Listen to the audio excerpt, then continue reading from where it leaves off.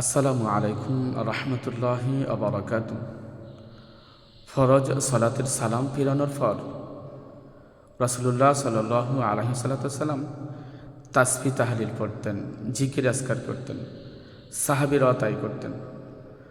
ফরজ নামাজে সালাম ফিরানোর পর সাথে সাথেই মুনাজাত দিয়ে দিতেন না, সাথে সাথেই সুন্নত পড়ে নিতেন না, একটু বিলম্ব করে সুন্নত পড়তেন। আগে তাসবিহ তাহলিল জিকির আজকার করতেন। ইবনে আব্বাস রাদিয়াল্লাহু তাআলা আনহু থেকে একটি হাদিসে বর্ণিত হয়েছে, আন ইবনে আব্বাস রাদিয়াল্লাহু তাআলা আনহু ক্বালা কুনতু আ'রিফু ইনকিতাআ সালাতি রাসূলিল্লাহি সাল্লাল্লাহু আলাইহি ওয়াসাল্লাম বিত্তাকবীর মুত্তাফাকুন আলাইহি। হাদিসটি বুখারী এবং মুসলিমে আসছে। ইবনে আব্বাস রাদিয়াল্লাহু তাআলা আনহু বলেন যে রাসূলুল্লাহ সাল্লাল্লাহু আলাইহি ওয়াসাল্লামের পিছনে আমরা সালাত আদায় করতাম। তো আমরা পিছনে থাকতাম, অনেক পিছনে থাকতাম। রাসূলুল্লাহ সাল্লাল্লাহু আলাইহি ওয়াসাল্লামের এই সালাতের পর তাকবীর বলতেন। এই তাকবীরের দ্বারাই আমরা বুঝতে পারতাম যে রাসূলুল্লাহ সাল্লাল্লাহু আলাইহি ওয়াসাল্লামের নামাজের পরিসমাপ্তি হয়েছে। অর্থাৎ রাসূল সাল্লাল্লাহু আলাইহি ওয়াসাল্লাম সালাম ফেরানোর পর আল্লাহু আকবার বলতেন, বিত্তাকবীর, উনি তাকবীর বলতেন, আল্লাহু আকবার বলতেন। ইবনে আব্বাস রাদিয়াল্লাহু তাআলা বলেন আমরা তো পিছনে থাকতাম, তো উনি সালাম আসসালামু আলাইকুম রহমতুল্লাহ বলতেন, আসসালামু আলাইকুম রহমতুল্লাহ বলতেন, আমরা শুনতাম না। কিন্তু উনি এই সালাম ফিরানোর পর যখন আল্লাহু আকবার বলতেন, ওই সালাম থেকে আরেকটু উচ্চ স্বরে তাকবীর বলতেন, তখন আমরা বুঝতে পারতাম যে সালাত শেষ হয়েছে। ইবনে আব্বাস রাদিয়াল্লাহু তাআলা আনহু এই কথাই বলেছেন। তো বললাম তো হাদিস বুখারী এবং মুসলিম সর্বস্তরের আলেমের কাছে গ্রহণযোগ্য গ্রন্থ। বুখারী এবং মুসলিমকে সহিহান বলা হয়েছে। এই সিয়াসিত্তার যে 6খানা হাদিসের কথা বলা হয়, এই সিয়াসিত্তাকেই 2 ভাগে বিভক্ত করা হয়েছে। বুখারী এবং মুসলিমকে সহিহাইন, আর বাকি যেই 4খানা গ্রন্থ ওটাকে বলা হয়েছে সুনানে আরবা। তাহলে এই বুখারী এবং মুসলিমে কিন্তু আন ইবনে আব্বাস রাদিয়াল্লাহু তাআলা আনহু ক্বালা কুনতু আরিফু ইনকিতাআ সালাতি রাসূলিল্লাহি সাল্লাল্লাহু আলাইহি ওয়াসাল্লাম মুত্তাফাকুন আলাইহি। তাহলে বুখারী এবং মুসলিমে হাদিসটি আসছে অত্যন্ত সহিহ হাদিস। এই জন্য আমরা যখন সালাত আদায় করব, সালাত আদায়ের শেষে তাকবীর বলবো, আল্লাহু আকবার বলবো। তারপর ইবনে আব্বাস রাদিয়াল্লাহু তাআলা আনহু বলেছেন যে রাসূলুল্লাহ সাল্লাল্লাহু আলাইহি ওয়াসাল্লাম আরও বলতেন, তিনি তাকবীর বলে আস্তাগফিরুল্লাহ আস্তাগফিরুল্লাহ আস্তাগফিরুল্লাহ বলতেন, 3 বার বলতেন। ওই আস্তাগফিরুল্লাহ আল্লাযী লা ইলাহা ইল্লা হুয়াল হাইয়ুল কাইয়্যুম ওয়া আতুবু ইলাইহি লা হাওলা ওয়ালা কুওয়াতা ইল্লা বিল্লাহ, এতটুকু বলতেন না। বা আস্তাগফিরুল্লাহ রব্বি মিন কুল্লি জামবি ওয়া আতুবু ইলাইহি লা হাওলা ওয়ালা কুওয়াতা ইল্লা বিল্লাহিল আলিয়্যিল আযীম। আমাদেরকে ছোটবেলায় শিখিয়েছে আমাদের উস্তাদরা, কিন্তু এতটুকু বলতেন না, শুধু বলতেন আস্তাগফিরুল্লাহ আস্তাগফিরুল্লাহ আস্তাগফিরুল্লাহ, তবে 3 বার বলতেন এই শব্দ, এতটুকুই। তারপর বলতেন আল্লাহুম্মা আনতাস সালামু ওয়া মিনকাস সালাম তাবারাকতা ইয়া যাল জালালি ওয়াল ইকরাম, বুখারীতে আছে। এভাবে বলতেন, এর থেকে বেশি না। ওই আমাদের আমরা তো ওই নামাজের পর তাসবিহ তাহলিল পড়া না, এগুলো বলে না, কিন্তু মুনাজাতের মধ্যে বলে। এই সাথে সাথে মুনাজাত দেয়। মাঝে মাঝে দেখি কোনো ইমাম সাহেবকে আল্লাহুম্মা আনতাস সালামু ওয়া মিনকাস সালাম হাইয়িনা রব্বানা বিস সালাম তাবারাকতা ওয়া তাআলাইতা ইয়া যাল জালালি ওয়াল ইকরাম, এইভাবে বলা হয়। কিন্তু না, রাসূলুল্লাহ সাল্লাল্লাহু আলাইহি ওয়াসাল্লাম এতটুকু বলেন না। রাসূলুল্লাহ সাল্লাল্লাহু আলাইহি ওয়াসাল্লাম আল্লাহুম্মা আনতাস সালামু ওয়া মিনকাস সালাম তাবারাকতা ইয়া যাল জালালি ওয়াল ইকরাম, হাত তুলে না। নামাজের সালাম ফিরানোর পর আল্লাহু আকবার বলতেন, আল্লাহুম্মা আস্তাগফিরুল্লাহ বলতেন, আল্লাহুম্মা আনতাস সালাম ওয়া মিনকাস সালাম তাবারাকতা ইয়া যাল জালালি ওয়াল ইকরাম, এতটুকু বলতেন। তারপরে বলতেন লা ইলাহা ইল্লাল্লাহু ওয়াহদাহু লা শারীকা লাহু লাহুল মুলকু ওয়া লাহুল হামদু ওয়া হুয়া আলা কুল্লি শাইইন কাদির বলতেন। তারপরে তিনি বলতেন আল্লাহুম্মা লা মানিআ লিমা আতাইতা ওয়া লা মু'তিয়া লিমা মানা'তা ওয়া লা ইয়ানফা'ু জাল জাদ্দি মিনকাল জাদ্দু, এটাও বলতেন রাসূলুল্লাহ সাল্লাল্লাহু আলাইহি ওয়াসাল্লাম, এই দোয়াটা পড়তেন। তারপর সুবহানাল্লাহ সুবহানাল্লাহ সুবহানাল্লাহ 33 বার বলতেন। তারপর বলতেন আলহামদুলিল্লাহ আলহামদুলিল্লাহ আলহামদুলিল্লাহ, তাও 33 বার বলতেন। তিনি বলতেন আল্লাহু আকবার আল্লাহু আকবার আল্লাহু আকবার, 33 বার বলতেন।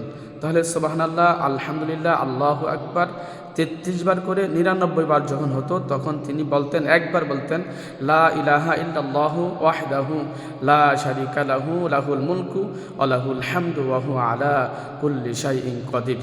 তিনি একবারই দোয়াটা পড়তেন, পরে এই 100 বার এই তাসবিহগুলি পূর্ণ করতেন। তারপর তিনি আয়াতুল কুরসি বলতেন, আল্লাহু লা ইলাহা ইল্লাহু আল হাইয়ুল কাইয়্যুম লা তা'খুযুহু সিনাতুন ওয়া লা নাওম লাহু মা ফিস সামাওয়াতি ওয়া মা ফিল আরদ মান যাল্লাযী ইয়াশফা'ু 'ইনদাহু ইল্লা বিইذনিহি ইয়া'লামু মা বাইনা আইদিহিম ওয়া মা খালফাহুম ولا يحيطون بشيء من علمه إلا بما شاء وسع كرسيه السماوات والأرض ولا يؤوده حفظهما وهو العلي العظيم। এই আয়াতুল কুরসি একবার বলতেন। তারপর সূরা ইখলাস বলতেন 3 বার। বিসমিল্লাহির রহমানির রহিম কুল হুয়াল্লাহু আহাদ আল্লাহুস সামাদ লাম ইয়ালিদ ওয়া লাম ইউলাদ ওয়া লাম ইয়াকুল লাহু কুফুয়ান আহাদ। তারপর সূরা ফালাক 3 বার বলতেন, কুল আউযু বিরাব্বিল ফালাক মিন শাররি মা খালাক ওয়া মিন শাররি গাসিকিন ইযা ওয়াকাব ওয়া মিন শাররিন নাফাসাতি ফিল উকাদ ওয়া মিন শাররি হাসিদিন ইযা হাসাদ। তারপর সূরা নাস 3 বার বলতেন, কুল আউযু বিরাব্বিন নাস মালিকিন নাস ইলাহিন নাস মিন শাররিল ওয়াসওয়াসিল খান্নাস আল্লাযী ইউওয়াসওয়িসু ফি সুদুরিন নাস মিনাল জিন্নাতি ওয়ান নাস। এই সূরাতুন নাস 3 বার বলতেন। তাহলে সূরাতুল ইখলাস 3 বার, সূরাতুল ফালাক 3 বার, সূরাতুন নাস 3 বার পড়তেন। তারপরে উনি বলতেন, রব্বানা তাকাব্বাল মিন্না ইন্নাকা আনতাস সামিউল আলিম আমিন। এতটুকু বলে উনি শেষ করতেন। তবে হ্যাঁ, আরও তাসবিহ তাহলিল, আরও জিকির আজকার করতেন রাসূলুল্লাহ সাল্লাল্লাহু আলাইহি ওয়াসাল্লাম। কিন্তু এত কিছু তো আমাদের মুখস্থ করা সম্ভব হয় না। আমরা যতটুকু পেরেছি ততটুকুই মুখস্থ করেছি। সাহাবীরা তো আরও বেশি পেরেছেন, সাহাবীদের তো মেধা শক্তি ছিল ভালো, স্বয়ং রাসূলুল্লাহ সাল্লাল্লাহু আলাইহি ওয়াসাল্লামের কাছ থেকে শিখেছেন, তাহলে তো অবশ্যই ভালো কিছু শিখেছেন, এই জন্য ওনারা আরও ভালো কিছু পড়েছেন। তারপর রাসূলুল্লাহ সাল্লাল্লাহু আলাইহি ওয়াসাল্লাম শিখেছেন স্বয়ং আল্লাহ তাআলার কাছে জিবরাইলের মাধ্যমে। তো যাই হোক, তো বলতেছিলাম, তো রাসূলুল্লাহ সাল্লাল্লাহু আলাইহি ওয়াসাল্লাম যেইভাবে সুন্নত আমলগুলা করতেন, অর্থাৎ নামাজের সালাম ফিরানোর পর উনি যেই জিকির আজকার তাসবিহ তাহলিলগুলি পড়তেন, পড়ে কিন্তু উনি সুন্নত পড়তেন। উনি ওই তাসবিহ তাহলিল জিকির আজকার করে কিন্তু তারপরে ফরজ এবং সুন্নতের মাঝখানে এই জিকির আজকার করে উনি একটু পার্থক্য করতেন। ফরজ এবং সুন্নতের মাঝে একটু পরেই একটু বিলম্ব করতেন, তারপরে তিনি সুন্নত পড়তেন, সাহাবীরা সুন্নত পড়তেন, তারপরে অর্থাৎ নামাজের সুন্নতটা পড়তেন, তারপর ওনারা মসজিদ থেকে বের হতেন। আর এখন আমাদের এই ইয়েতে দেখেন উল্টা, আমাদের এই মসজিদগুলোতে দেখবেন উল্টা হয়। রাসূলুল্লাহ সাল্লাল্লাহু আলাইহি ওয়াসাল্লামের সুন্নত বাদ দিয়ে তারা নিজেদের বেদাতের উপর আমল করেছেন, এবং এই বেদাতের কারণে রাসূলুল্লাহ সাল্লাল্লাহু আলাইহি ওয়াসাল্লামের সুন্নতটি বিলুপ্ত হয়ে গেছে। এই যে রাসূল সাল্লাল্লাহু আলাইহি ওয়াসাল্লাম এত বড় একটি সুন্নাহ, এটা বিলুপ্ত হয়ে গেছে এই বেদাতি আমল মানে চালু থাকার কারণে। বেদাতি আমলটা কি? ওই যে ইমাম সাহেব ফরজ নামাজে সালাম ফিরালো, আসসালামু আলাইকুম রহমতুল্লাহ, আসসালামু আলাইকুম রহমতুল্লাহ বলেই হাত তুলে মুনাজাত করা শুরু করলো, এই আল্লাহুম্মা আমিন, রব্বানা যালামনা আনফুসানা ওয়া ইল্লাম তাগফির লানা ওয়া তারহামনা লানাকুনান্না মিনাল খাসিরিন আমিন বিরহমাতিকা ইয়া আরহামার রাহিমিন। বাস মুনাজাত দিয়ে দিল, মুসল্লিরা সুন্নত পড়ে গেল, মসজিদ থেকে মিনিটের মধ্যে বেরিয়ে গেল। বাস মসজিদে তালা একটু বিলম্ব করে যারা মসজিদে আসে তারা এখন আর মসজিদে নামাজ পড়তে পারে না, বারান্দা মসজিদে দাঁড়িয়ে নামাজ পড়তে হয়। ওই যে মসজিদে তালা লাগিয়ে দিয়েছে, তাড়াহুড়া করে বেরিয়ে গেছে, আর তাসবিহ তাহলিলগুলি পড়া হয় না। সম্মানিত ভাই, মুসল্লি ভাইরা, রাসূলুল্লাহ সাল্লাল্লাহু আলাইহি ওয়াসাল্লাম যেভাবে আমল করেছে এভাবে যদি আপনার আমল না হয় তাহলে তো বিদআত হবে।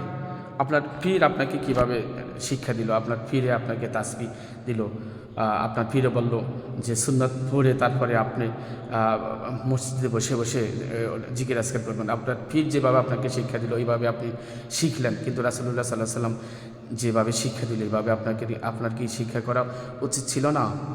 ওইভাবে কি পড়া উচিত না আপনার আমার?